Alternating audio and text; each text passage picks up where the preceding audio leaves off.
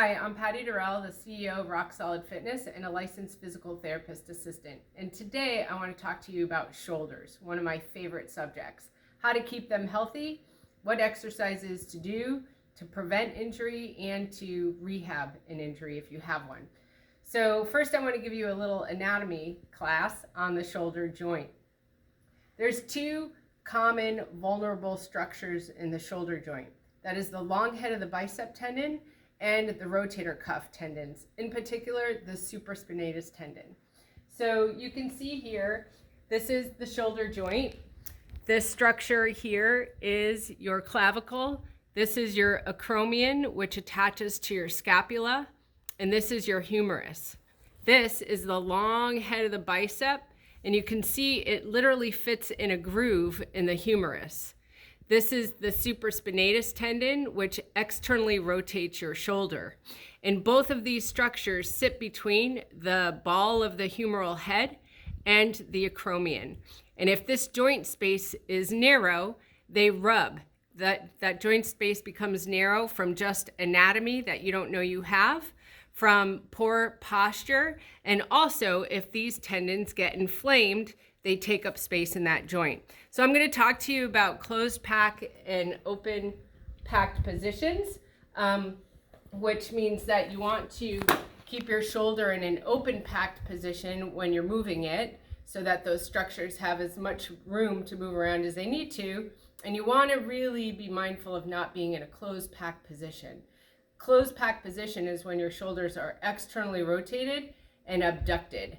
So you can see in this position alone, there's lots of exercises that we do in this range of motion, which set our shoulders up for a tendinitis of that long head of the bicep or the supraspinatus tendon. So at Rock Solid Fitness, it's always a no-no to do a behind the neck pull down. If a shoulder has an issue or an injury, we don't ever do horizontal handles on an overhead press or with dumbbells.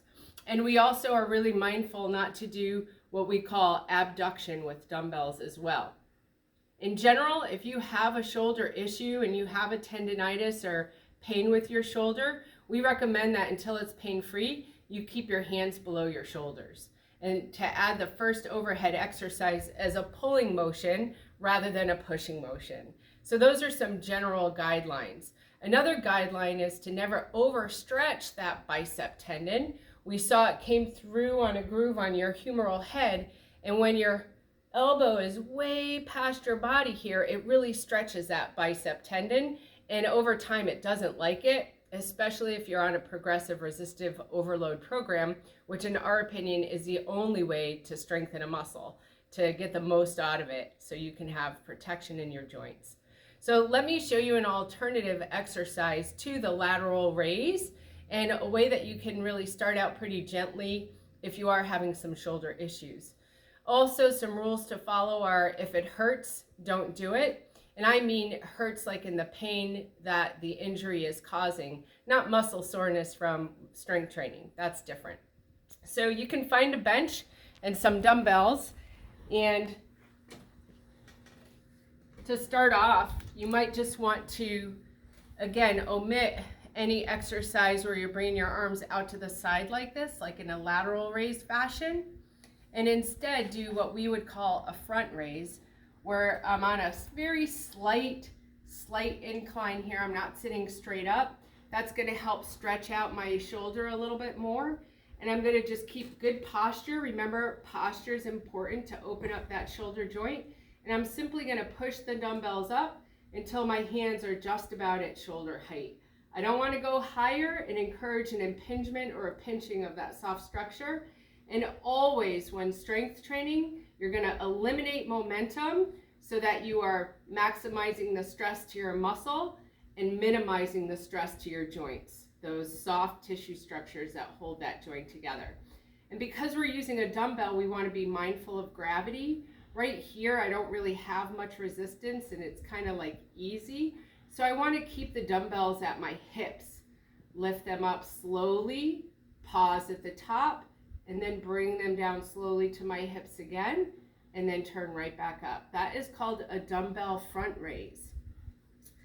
So if your shoulder is hurting and you can't do an overpress motion yet, Remember, we're not doing it this way, we're doing it this way. The beginning exercise for that is front raise. There's two muscle structures that are really important to keep strong and healthy so that they help hold your humeral head back and up in the shoulder joint, again, to keep that space open in activities of daily life. Posture and open joints are really important for that. So I'm going to show you some specific exercises that are going to help with that posture. One would be to exercise your external rotator cuff muscles. We have talked about an open pack position, so I'm going to show you how to do that with either a pool noodle, a towel, a water bottle, something to just bring your elbow away from your body. We use a pool noodle here, and you can see I'm just going to simply place it under my elbow.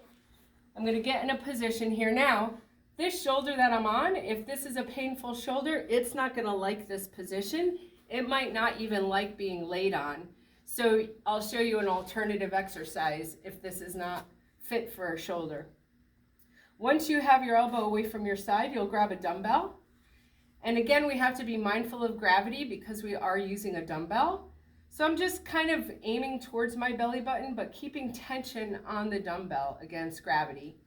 I'm going to lift up in a slow fashion, no momentum, keeping my elbow bent at 90 degrees and my elbow against the side of this noodle, which is against the side of my body. I'm not going to rock forward and backwards. I'm just going to go in a rotary fashion, like my elbow were stuck with a rod through my elbow, through my body, and into the ground. And this is exercising your external rotators of your shoulder. Again, it's very important for shoulder health to do this exercise. Now, I told you that lying down might not be possible because your shoulder might be hurting. So you can look for a cable in your gym. We don't have one here. We use manual resistance and a dumbbell. But if you had a cable that you could adjust up to the height of your elbow, you could then grab that cable handle and you could push out with the cable and do external rotation like this. Now let me talk to you about what you're seeing me doing. You'll see many people in the gym grab dumbbells and do this, and they think their external rotation muscles are getting strengthened from this motion with dumbbells. But in fact, what I'm doing is isometrically holding my bicep in this position and just moving through an easy range of motion with my shoulder. It's not strengthening your external rotators. You must have direct resistance. So you're either going to lie on your side or you're going to use a cable. So you have direct resistance to that. Another very important exercise for shoulder health is the rear deltoid muscles. Now I'm going to show you how to do it on a machine, but you can also lay down on a bench.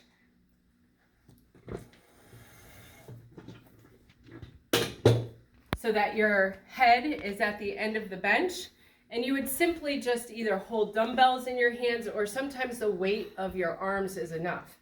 So I'm going to lay down face down. I'm going to hang my head off of the bench so my neck could be in a nice neutral position. I'm going to put my arms out to the side with hands slightly below my shoulders, and I'm going to lift up toward the ceiling. Big range of motion here. I'm going to get my rear deltoids and my rhomboids, which are the muscles between your shoulder blades. And of course, to progress this exercise, I can put dumbbells in my hands to make it harder. If you're not progressing with your resistance, you're not continuing to strengthen.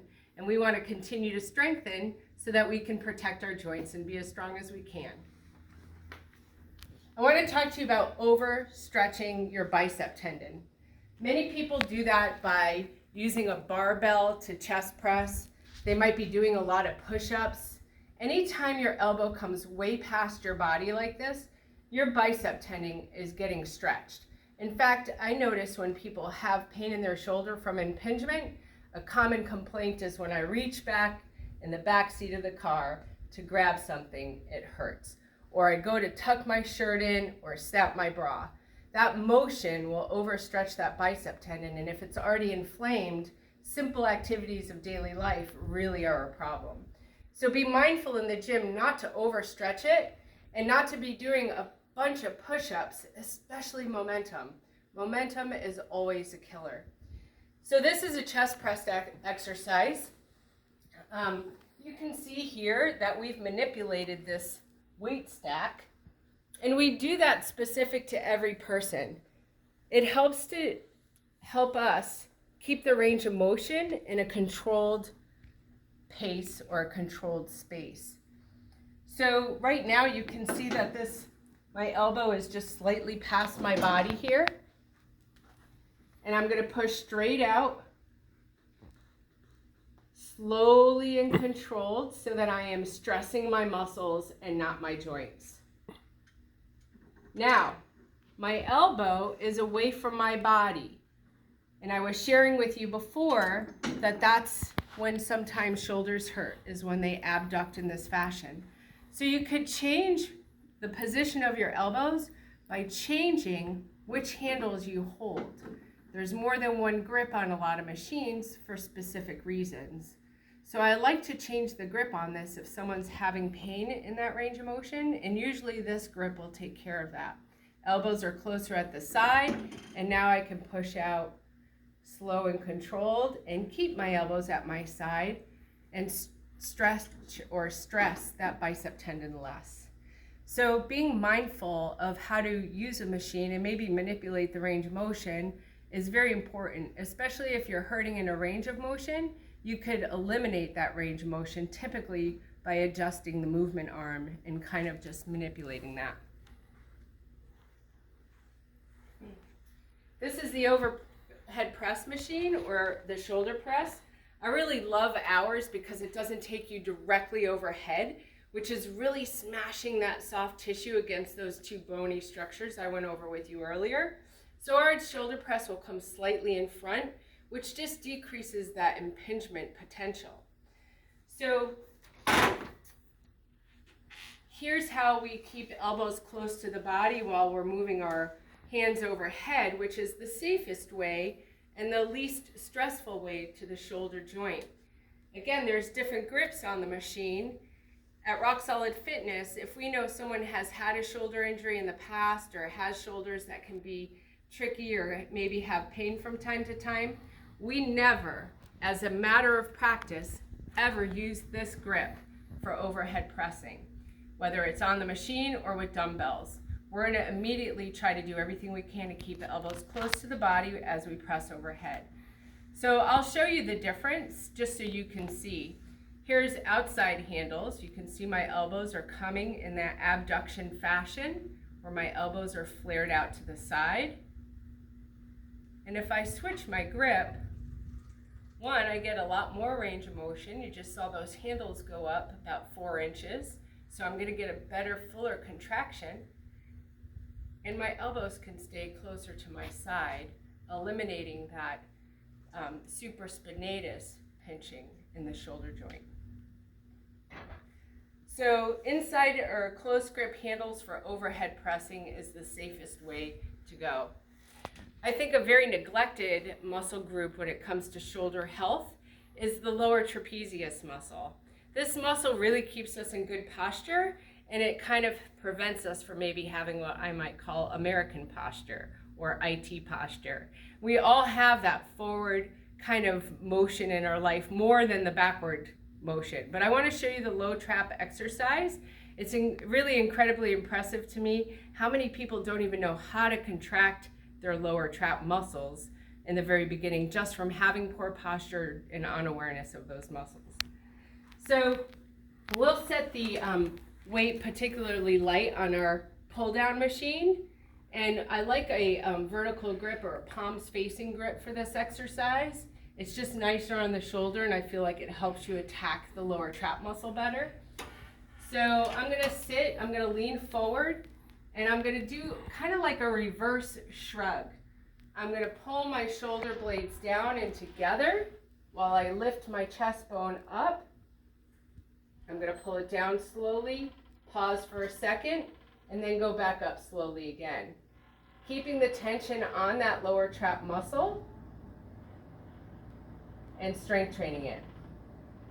You see I'm not bending my elbow, and there's still a lot of motion that scapula has. And this would be bending my elbows. So the low trap, elbows are straight, and it's just a reverse shrug. If you have problems getting that motion going at first, a lot of times we'll cue our clients to shrug up and then shrug down. And it's that shrug down that is that lower trap muscle. And you can see it really is responsible for a good posture. So low trap is an excellent exercise to add to your exercise routine for good posture and healthy shoulders. The last thing I want to show you is the Pec Fly and rear delt machine. I already went over doing rear delt on the bench. I told you I'd show you on a machine, so here it is.